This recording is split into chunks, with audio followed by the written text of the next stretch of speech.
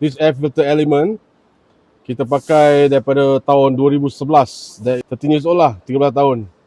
13 tahun, condition dia still okay lah. Tapi dah nampak dia punya fuel consumption dah naik sikit. So basically dia punya filament ni nak ketukar lah. So this is a new one from APR. Okay. So kita akan masuk kat sini lah nanti. Kita gantikan. Okay. So 13 years old.